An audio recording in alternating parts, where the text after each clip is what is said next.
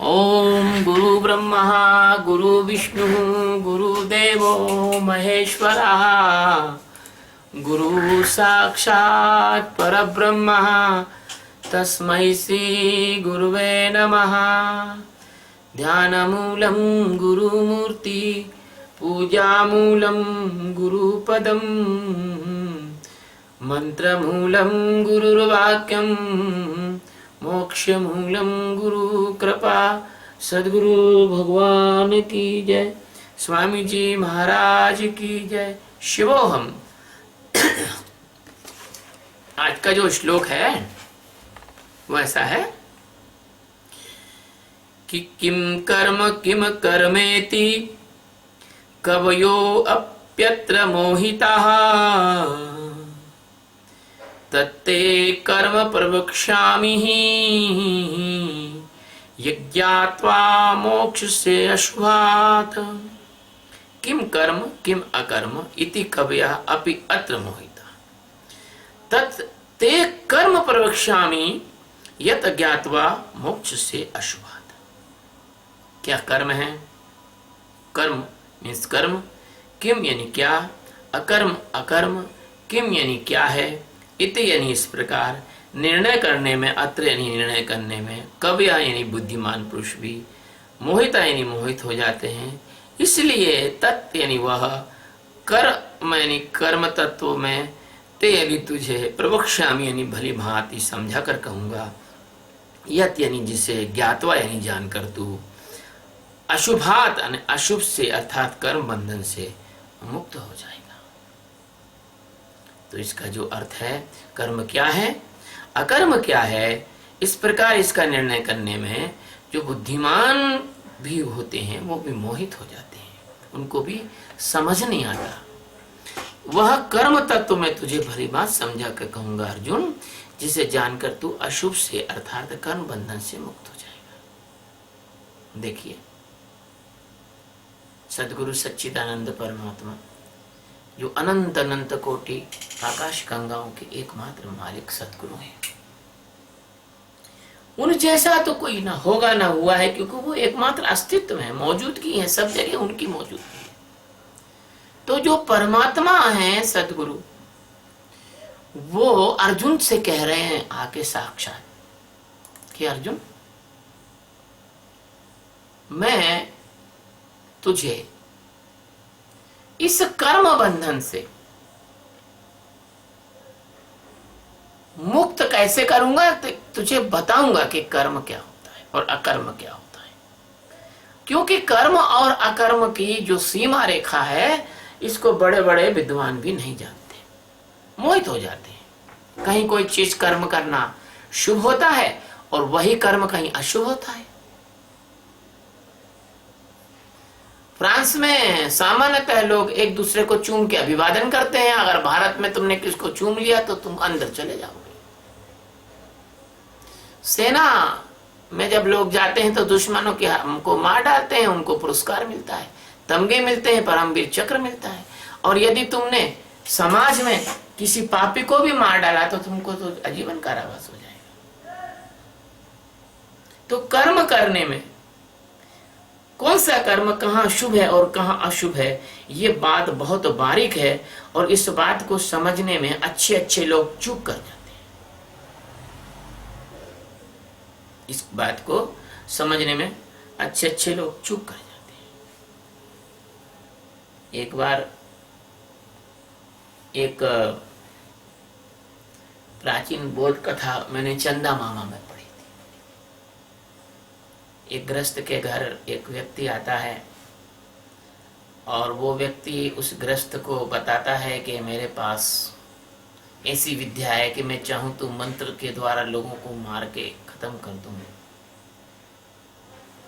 और मैं सोच रहा हूं कि इस राज्य का जो राजा है मैं उसको मार डालूं।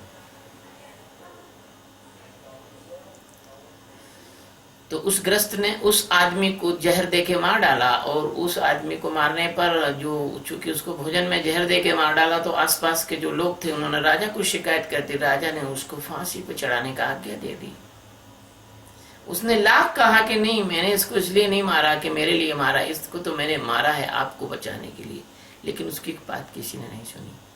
तो यहाँ पर कर्म जो है कैसा हो गया, अशुभ शुभ होकर भी अशुभ हो गया, और जगत में अशुभ होकर भी शुभ हो जाता है। लेकिन भगवान इस श्लोक में जब आखिरी शब्द बोलते हैं तो वो कहते हैं कि मोक्ष मतलब मोक्ष से अशुभात। तो यार कर्म से छूट जाएगा, सारे कर्म ही अशुभ हैं, कोई ऐसा कर्म ही नहीं है जो शुभ है। अगर तुम सोए सोए, अगर तुम मूर्छा में, अगर तुम अज्ञान की अवस्था में जो भी कुछ करोगे तो तुम अच्छा कर ही नहीं सकते हो, तुमको से गलती ही होगा। रात में तुम नींद में सोए हो, तुम कितना ही अच्छा सपना देख लो, लेकिन वो मिथ्या ही होगा, सही नहीं होगा। कितना ही अच्छा सपना देखो, सपने में तुम्हारे पास हीरे जवाहरात के ढेर मिल जाए, लेकिन जब आंख खुली तो वो गायब हो जाएंगे। ऐसे तुम बेहोशी में जो भी कुछ करोगे वो गलत ही करोगे, जो भी कुछ करोगे वो गलत ही करोगे।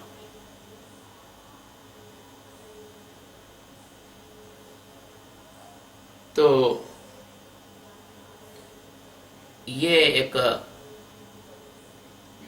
बहुत गहरा विषय है कि कर्म क्या है और अकर्म क्या है। अकर्म को समझेंगे आप लोग तो बहुत अच्छा रहेगा। जिसको करने से बंधन नहीं होता वो अकर्म है, और जिसको करने से बंधन होता है वो कर्म है। तुम साक्षी के ध्यान में बैठते हो, ये अकर्म है, कर्म नहीं है। तुम जब साक्षी का ध्यान करते हो तो ये अकर्म है, कर्म नहीं है। लेकिन जब तुम आसक्ति के साथ कुछ भी कर्म करते हो, चाहे वो बच्चों का पढ़ाना हो, या पत्नी पत्नी का साथ में बैठना हो, या ऑफिस के काम हो, या तुम लॉटरी का टिकट खरीद रहे हो, या तुम किसी के साथ कुछ लड़ाई झगड़ा कर रहे हो, या किसी से प्रेम कर रहे हो, वो सारे कर्म जो हैं कर्म होते हैं, अकर्म नहीं होते। मुक्तिदाता नहीं होते, वो बंधनकारी होते हैं, वो अशुभ होते हैं। आप सदगुरु के साथ बैठ रहे हैं, सदगुरु की सेवा कर रहे हैं, वो जो कर्म है जो सदगुरु के साथ आपने किए हैं वो आपको बंधनकारी नहीं होंगे, मुक्तिदाता होंगे, मुक्तिदाता। एक बार क्या हुआ, एक सतगुरु थे, उनके पैरों में बहुत दर्द रहे। उनका रहे एक चेला सत्यबोध जैसा। उनने कहा भैया मेरे पैर बहुत दुख रहे हैं सत्यबोध, दबा दो। सत्यबोध ने पैर दबाया, उसके हाथ में उतनी ताकत तो थी नहीं। गुरु महाराज ने कहा भैया खड़े हो जाओ मेरे पैर पे।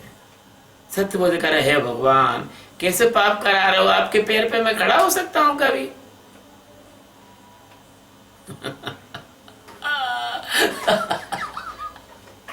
यद्यपि वो कर्म था लेकिन अकर्म था। क्यों था? क्योंकि सदगुरु की आज्ञा का आप पालन कर रहे थे। और गुरु महाराज ने कहा भैया मेरे मुंह पे तो वैसे ही खड़ा हो गया, या पैर पे खड़ा होने में क्या गलती हो रही, क्या क्या गलत है?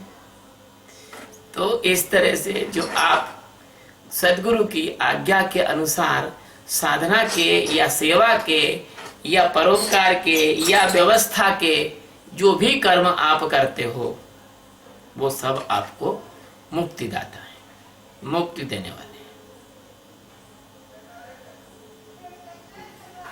एक बार एक बहुत धनी आदमी था, सतगुरु का आश्रम बनना था। तो धनी आदमी के सामने सतगुरु ने बातचीत की कि भाई अपना आश्रम बनना है, दान वान कुछ हो तो अपन का व्यवस्था करो। तो धनी ने कहा मैं आपको 10 लाख रुपए दे देता हूँ। तो उसने कहा नहीं, मुझे आपसे 10 लाख नहीं चाहिए, मुझे आपसे 10 रुपए चाहिए, लेकिन हाँ 10 लाख रुपए की व्यवस्था आप लोगों से इकट्ठे करके मुझे देंगे। धनी आदमी बोला भाई मैंने तो जिंदगी में किसी के सामने हाथ नहीं फैलाया, और मैं तो कैसे भिक्षा मांगू, ऐसे चंदा मांगू। सतगुरु ने कहा नहीं नहीं, मांगना ही होगा तो ही तुम यहाँ ठहर सकते हो। तो वो बड़ा बेचारा बहुत संकोच में हुआ और गुरु तो छोड़ नहीं सकता था। तो वो धनी आदमी रोज जो है वो भिक्षा मांगने जावे, चंदा मांगने जावे, कोई उसको दुत्कार दे, कोई उसको भगा दे। जो लोग उसके सामने खटमल मच्छर के बराबर नहीं थे, उन लोगों ने उसको देख के जो है अपमानित कर दिया। आखिरकार उसने 10 लाख रुपए इकट्ठे करके सदगुरु को दिए, क्योंकि वो तो बिल्कुल दृढ़ प्रतिज्ञ था, गुरु की जो आज्ञा है टाल नहीं सकता था। लेकिन जब तक उसने 10 लाख रुपए इकट्ठे किए तब तक उसका अहंकार एकदम गल चुका था, क्योंकि रोज रोज जाता, रोज रोज अपमानित होता, रोज रोज रूखे तीखे बात सुनता, रोज रोज उस समय साक्षी में खड़ा होता, रोज रोज उस अपमान को अपने अंदर उठते हुए देखता और गिरते हुए देखता, रोज रोज उस अपमान में खुद जागता, रोज रोज उस अपमान में उसकी जो चैतन्यता थी, उसका जो अवेयरनेस था, उसकी जो जागरूकता थी, वो उतनी ही बराबर से खड़ी होती जितनी बराबर से उसको अपमान की पीड़ा होती। एक दिन वो उसी में जाग गया। इसलिए गुरु की सेवा के लिए जो किए गए कर्म होते हैं वो मुक्तिदाता होते हैं। और भगवान ये कह रहे हैं अर्जुन को कि अर्जुन, इस विषय में कि क्या कर्म है और क्या अकर्म है, इसमें कवि लोग भी, कवि शब्द का मतलब विद्वान से लेना चाहिए। ये कविता बनाते हैं तुक्कड़ दुक्कड़, ये कवि नहीं है। उन्होंने तुक्कड़ ने कविता बनाई, हमारे घर आ गई एक लाड़ी, वो पहन रही थी एक साड़ी, पास में थी एक झाड़ी, उसके पजामे में थी नई नाड़ी। ये कवि नहीं। कविना का मतलब होता है विद्वान को कहते हैं। कविना उसको कहते हैं जो बहुत मतलब संसारिक विद्या में सबसे ऊपर बड़ा चढ़ा आदमी होता है, उसको कविना बोलते हैं। जैसे डॉक्टर होमी जहांगीर भाभा, वो अपने विषय में, अपने विज्ञान के विषय में बहुत बड़े चढ़े आदमी थे। जैसे डॉक्टर सीवी रमन है ना, ये सारे ये जो महान जो लोग हुए हैं, ये महान लोग संसार में जो महान हुए हैं उनको कवि ना कहते हैं। वो भी इस बार में क्या कर्म है क्या अकर्म है इसको नहीं जानते, क्योंकि इसको तो केवल ब्रह्मवेत्ता जानता है। क्या कर्म है क्या अकर्म है इसको बुद्धिमान लोग नहीं जानते, उसमें मोहित हो जाते हैं। बुद्धिमान लोग मोहित हो जाते हैं। देखो एक छोटी सी बात याद आती है कि हनुमान जी संजीवनी बूटी लेने गए, तो कालनेम नामक एक राक्षस था, वो साधु संत का वेश बना के बैठ गया, आश्रम खोल के बैठ गया हिमालय के रास्ते में। और हनुमान जी को वहां पर उसने जब राम राम का जाप कर रहा, तो हनुमान जी थोड़ी देर वहां रुक गए एक क्षण के लिए, तो उससे देखा तो प्रणाम किया, बोले तुमको दीक्षा दे देते हैं। तो हनुमान जी कितने भोले, कितने सज्जन के लोग दीक्षा ले लेते हैं। लेकिन वो मगरी ने बता दिया कि ये राक्षस है, तो दक्षिणा पहले दे दी। तो देखो हनुमान जी भी मोहित हो गए कि नहीं हो गए। तो इसमें बड़े बड़े विद्वान जो हैं वो कर्म और अकर्म में मोहित हो जाते हैं। क्या करना चाहिए और क्या नहीं करना चाहिए, इसकी सीमा रेखा वो नहीं जानते। लेकिन जो पुरुष या जो स्त्री परमात्मा के बोध में खड़े हो जाती है, तो उनके अंदर की जो प्रज्ञा होती है उससे उनको स्पष्ट पता लगता है कि क्या करना चाहिए और क्या नहीं करना चाहिए। किसी ज्ञानी की थाली में कुछ अवक्ष पदार्थ आप रख दोगे तो वो अवक्ष पदार्थ को नहीं खाएगा, हटा देगा। और किसी अज्ञानी के थाली में आप अवक्ष पदार्थ रख देंगे तो वो सबके साथ उसको भी खा लेगा, सबके साथ वो उसको भी खा लेगा। तो इस प्रकार से जो ज्ञानी होता है वो कवि यानी कविना यानी विद्वानों से भी ज्यादा, बुद्धिमानों से भी ज्यादा परम प्रज्ञावान होता है। और भगवान कहते हैं कि कर्म तत्व इतना गहरा है कि अच्छों की तो बुद्धि इसमें काम नहीं करती, मोहित हो जाती है ना। आपने नाम सुना होगा ब्रह्मर्षि विश्वामित्र जी का। तो विश्वामित्र जी जो हैं वो तपस्या कर रहे थे और मेनका नाम की अप्सरा आ गई, तो 10,000 वर्ष उनको एक वर्ष के समान लग गए, एक दिन के समान, वर्ष के नहीं एक दिन के समान। उसके चक्कर में फंस गए। ऐसे तुम लोग जो हैं बड़े बड़े विद्वान, बड़े बड़े हमने देखे हैं पहलवान, जो हिंद केसरी थे, जो विश्व चैंपियन थे, वो एक महिला के सामने घुटने टेक के हार गए। जिनके सामने कोई जीत नहीं पाया, जिनके सामने पूरे विश्व के पहलवान जो है धूल चाट गए, वो एक महिला के सामने धूल चाट गए, उनमें धूल चाटने लगे। इसलिए जो संसार की उपलब्धि है, जो संसार की श्रेष्ठता है, जो संसार का बड़ा चढ़ापन है, जो संसार की समृद्धि है, जो संसार का पद है, जो संसार की प्रतिष्ठा है, जो संसार में ताकतवर आदमी है, उसकी ताकत, उसका धन, उसकी बुद्धि, उसकी प्रतिष्ठा आध्यात्म के क्षेत्र में 2 कौड़ी की भी नहीं है। उसको पता ही नहीं है कि क्या करना चाहिए, क्या नहीं करना चाहिए, क्या खाना चाहिए, क्या नहीं खाना चाहिए, क्या बोलना चाहिए, क्या नहीं बोलना चाहिए, किसका उपकार करना चाहिए, किसका अपकार करना चाहिए, आपको पता ही नहीं है। आपके पास वो प्रज्ञा नहीं है। आप ऐसे व्यक्ति हो जैसे कि खेत में जो खरपतवार तो रहने दे और मुख्य फसल उखाड़ उखाड़ के फेंक देगा। इसलिए आप अपने अंदर की चेतना के खेत में, आप अपनी चेतना के उपजाऊ भूमि में और गुरु के वचन को तो नहीं आने देते हो, और संसार के लोगों के वचनों को खूब ठसाठस भरते हो। मुझे एक मित्र मिला, इंदौर में है, वो कहता मैं तो वो सिक्कों का संग्रह कर रहा हूँ। उसके पास हर तरह के सिक्के मिलेंगे, उसके पास हर देश के नोट मिलेंगे, उसके पास हर कालीन, मुगल काल से लेके तो और पहले के और बाद के और सब तरह के सिक्के उसने संग्रहित कर रखे हैं। मैंने मन में सोचा, हाय रे मनुष्य की मूर्खता, तूने सिक्के तो संग्रहित कर लिए, लेकिन शांति कब संग्रहित करेगा? तूने धन तो संग्रहित कर लिया, लेकिन आध्यात्मिक चेतना को कब संग्रहित करेगा? तू नींद से तो जाग गया, लेकिन इस मूर्छा से कब जागेगा? तेरा रुदन तो अभी तक बंद नहीं हुआ। तू जब से जन्म लिया है और जब तक मृत्यु के आगोश में नहीं चला जाएगा, जब जन्म से रोया है, अभी भी रो रहा है और मरने के समय भी रोएगा। तो मनुष्य की चेतना कर्म और अकर्म में अंतर तभी कर पाती है जब उसके अंदर जो है आत्मज्ञान का प्रकाश फैलता है। उल्लुओं की सभा में कभी सूरज का होना स्वीकार नहीं होता। ऐसे संसार के लोग जो हैं कभी ज्ञानी की स्वीकृति नहीं कर सकते। उनके सामने तो ज्ञानी कौन है? जहां से कृपा बरस रही है, कृपा वहां रुक रही है, कृपा इधर से रुकेगी, कृपा उधर से जाएगी, वो उनके लिए ज्ञानी है। उनके लिए ज्ञानी कौन है? जो कि नदी के तट पर बैठे हुए हड्डी लेके और बैठे हुए हैं और छूछा फूफा कर रहे हैं, उनके लिए उसका महत्व, क्योंकि उनको उससे कुछ मिल, संसार का कूड़ा कचरा और कुछ मिल सकता है। उनके लिए ज्ञानी कौन है?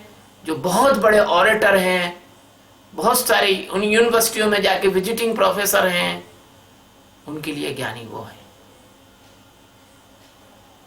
उनके पास पता ही नहीं है, उनके पास कसौटी ही नहीं है, उनके पास दृष्टि ही नहीं है, उनके पास आंख ही नहीं है, उनके पास होश ही नहीं है कि कौन ज्ञानी है कौन अज्ञानी है।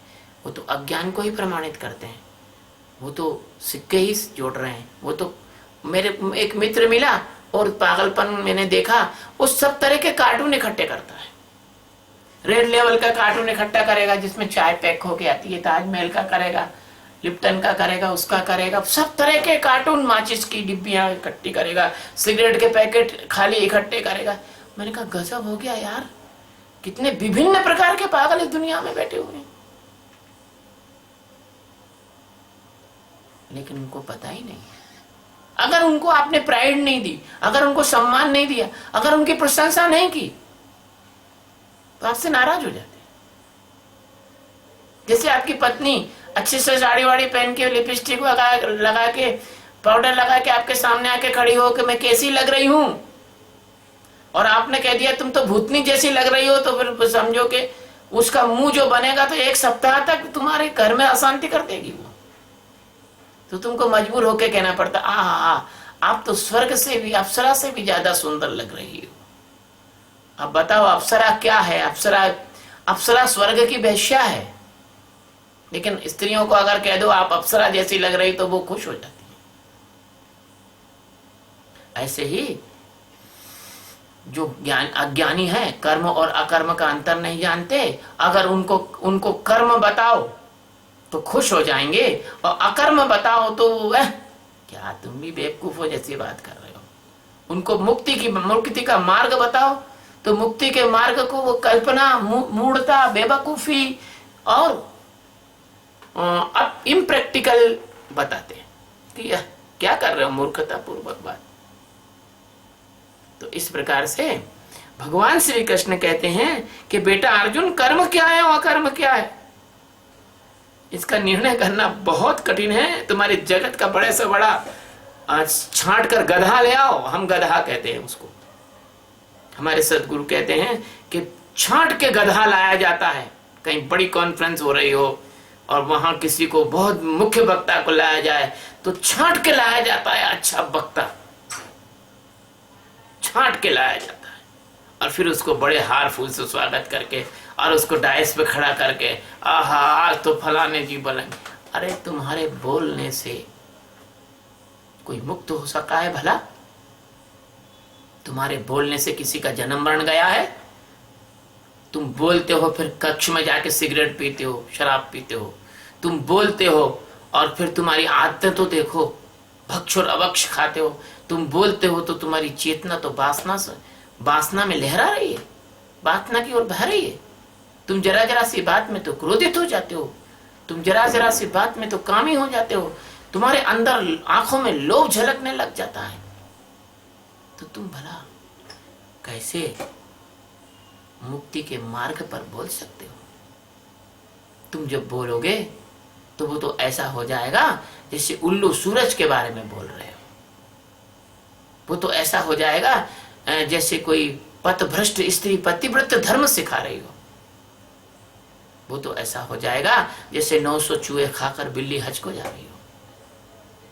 तो भगवान कहते हैं कि विद्वान लोगों के चक्कर में मत पड़ना, ये मोहित इनकी बुद्धि है, और मोहित बुद्धि का जो मोह कलिलम, मोह का जो कलिल है, मोह का जो कीचड़ है, वो कब जाता है? मोह का कीचड़ जब जाता है जब कोई सदगुरु अपने किसी प्यारे शिष्य को इस कर्म तत्व के बारे में और भली भांति मतलब अच्छी तरह से समझाकर, मतलब जहां पर समझ खत्म होती है वहां से उसको जनवाता है, जिससे जानकर भगवान ने नहीं कहा कि जिसे तू मतलब जो है बुद्धि के तल पर ज्ञात, मतलब बुद्धि के तल पर जान के नहीं, जानकर। और साफ साफ कह दिया भगवान ने कि अशुभात, ये जितने भी जो कर्म हैं, ये जो कर्म बंधन है, ये अशुभ है, शुभ नहीं है, अशुभ है। चाहे कुछ भी हो, मैंने पहले भी कहा और अब भी कहता हूं कि सपने की मिथ्या में तुम क्या सत्य ढूंढ सकते हो? सपना तो मिथ्या ही है ना, झूठी है ना। एक बेहोश आदमी कोमा में पड़ा है, मुंह से लार निकाल रहा है, नीचे कैथेटर लगा हुआ है ना, हाथ में सेलाइन की डिप लगी हुई है, ग्लूकोज जा रहा है, नस आकर उसके शरीर को पहुंच रही है, और वो अंदर से सपना देख रहा है कि मैं तो हेवन में हूं और उर्वशी और रंभा मेरे सामने नाच रही हैं और मेरे हाथों में हीरे मोती हैं और मैं उनके ऊपर उछाल रहा हूं, फेंक रहा हूं। और जब उसकी नींद खुली तो पता लगा कि उसके पास तो अंडरवियर भी नहीं है, वो भी डॉक्टर साहब ने निकाल लिया है उसका। ऐसी स्थिति है। अगर जाग जाओ, अगर कोई आदमी जागा है तो उसकी गरीबी भी बहुत अच्छी है, और कोई आदमी बेहोश है तो उसकी अमीरी भी किसी काम की नहीं। एक और बात मुझे याद आती, एक आदमी था, एक सेठ था, वो बहुत एम्बिशियस था, उसकी बड़ी इच्छा थी कि मैं जिंदगी में करोड़ों और अरबों रुपए कमाऊं। वो जब 11-12 साल का था तब से वो भिड़ गया पैसे कमाने के लिए, पैसे पर पैसा, पैसे पर पैसा। 20-22 साल में उसने एक छोटा मोटा उद्योग डाला। 30-40 साल में तो वो इंफोसिस के मालिक जैसा हो गया, और 50-60 साल में तो वो विश्व का सबसे अमीर व्यक्ति हो गया। और जैसे ही वो विश्व का सबसे अमीर व्यक्ति हुआ, उसने बर्किंघम पैलेस जैसा बड़ा महल बनाया, और उस महल में उसका गृह प्रवेश हुआ। और गृह प्रवेश के ही दिन, उसी रात में उसकी आत्मा ने कहा कि मैं तुम्हें छोड़कर जा रही हूं। तो उसने कहा, अरे ऐसा क्यों करती हो? बोले, मैं इसलिए तुमको छोड़कर जा रही हूं कि तुम्हारा शरीर अब मेरे रहने लायक नहीं रहा। बोले, नहीं, मैंने तो इतना अच्छा महल जैसा मकान बनाया है, इतना मैंने जो है धन कमाया है, अब तो तुमको मैं सुख दूंगा। बोले, सुख क्या दोगे? अब तुमको डायबिटीज हो चुकी, तुम ग्लूकोज और शक्कर खा नहीं सकते हो, जो कि ऊर्जा का प्रमुख भंडार है, स्रोत है। अब तुम्हारे फेफड़े खराब हो चुके हैं क्योंकि तुम फैक्ट्रियों के धुएं को बहुत इनहेल कर चुके हो। मेरे को तुम्हारे शरीर में रहने में, सांस लेने में तकलीफ हो रही है। अब तुम्हारा दिल जो है जर्जर हो चुका है, अब रुका कि तब रुका। तुम्हारे शरीर की ईंटें, तुम्हारे शरीर के पत्थर, तुम्हारे शरीर का चूना झड़ के गिर रहा है, ऐसी जगह पर मैं कैसे रहूं? देखो, उसका कर्म उसको सुख नहीं दे पाए। इसलिए तो परम गुरु कहते हैं कि बच्चों, कहीं तो रुक जाओ, कब तक भागोगे? अरे कम से कम इतनी व्यवस्था ही बहुत है कि तुम 80-90 साल की जो जिंदगी है, इस जिंदगी में तुम 40-45 साल तक कमा लो, और बाकी 40-45 साल तक तुम खा सको। जो प्राचीन व्यवस्था थी बहुत अच्छी थी कि हमारे यहाँ पर ब्रह्मचर्य, फिर गृहस्थ, और फिर वानप्रस्थ, और फिर संन्यास हुआ करता था। तो क्या होता था, अब नई व्यवस्था ऐसी होना चाहिए कि आदमी 45 साल तक अच्छे से कमा ले और रख ले, और 45 साल के बाद वो किसी योग्य सतगुरु के चरणों में जाकर बैठे, और उसको चिंता ना रहे उसके खाने पीने और रहने की। उसके पास इतना पर्याप्त होगा, आगे के 45 साल तक वो ठीक से खा सके, रह सके, निश्चिंत होकर रह सके। तो इसको कहते हैं कि आपने और इस कर्म में किसी अकर्म का मार्ग भी ढूंढ लिया। और भगवान श्री कृष्ण कहते हैं कि अर्जुन, मैं तुझे समझा के कहूंगा। समझा के कहूंगा मतलब प्रवक्ष्यामि, ये तो कहते हैं पंडितों की भाषा है समझाना। प्रवक्ष्यामि, प्र यानी प्रवचन, प्र जहां आता है वहां विशिष्टता आती है। प्रवक्ष्यामि, तुझे मैं ये दिखा दूंगा। मेरे सदगुरु कहते थे, करने से कुछ होता नहीं, होने से होता है।